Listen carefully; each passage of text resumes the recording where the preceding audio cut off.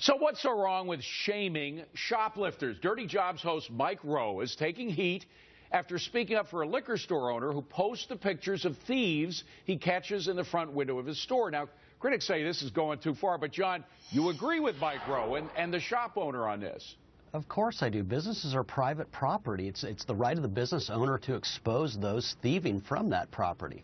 Rick? No, it's not. It always amazes me that people who love to thump the Constitution turn against it when they don't like the way it works out. You are not a shoplifter in this country until you are convicted by a jury of your peers of being a shoplifter. John, what if you were standing behind that guy on tape and they decided that you were part of it, even though you had nothing to do with it? Well, John, we'll think about that as I go to Bill. Bill, this is a private enterprise. Don't private owners have the right to do this? Well, listen, how about if the business itself were a bum?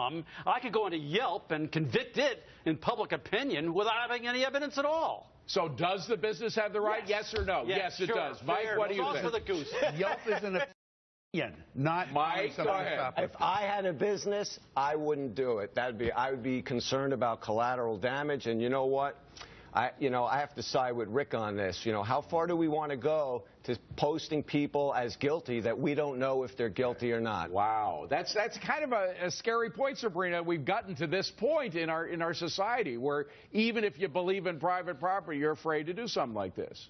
Right. Well, I think it's like the modern-day stockade. I like this idea. I think the question is not should we have public shaming, it's what are we shaming people about? And in this case, it's stealing, which I think everyone on this panel would agree is wrong. So, of course, and I also like this because instead of asking government to get in the way, we have a strong civic society standing up and saying enough is enough, and I'm all for that. So what do we need courts for? Well, I mean, I'm not saying vigilantism. I'm just saying that there's social pressure. Yeah, Rick, I mean, that's different. You are not a shoplifter. By the way, we want to say that the shop owner here has cut the shoplifting 5 times, 5-fold since he began this. But, John, what about Rick's point that, these shoplifters have not been convicted? They may have evidence that the guy posts in his window, but they haven't been convicted in a court of law. Well, assuming Rick's scenario, it's the right of a business owner to be a fool about his own business. No, business owners have to follow the Constitution like everybody else.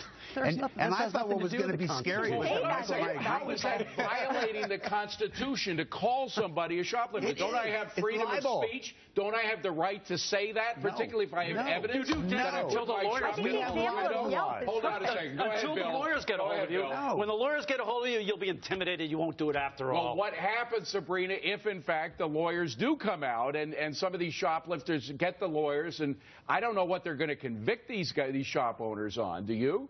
Yeah, I think that there's probably a whole lot of leeway. Someone used the example of Yelp earlier. I mean, if you go on there and say, so-and-so at some salon did a bad job cutting my hair, and everyone else thinks she did a great job cutting her hair, you're not going to get sued for slander. Well, this is an opinion, too. You're saying, this is my property. These people are threatening it. We have run out of time. Thank you very much. The first half of the year is just about over, and if you listen to these guys, you'd have more money in your pockets right now. Now get the names they say will make your wallet even faster.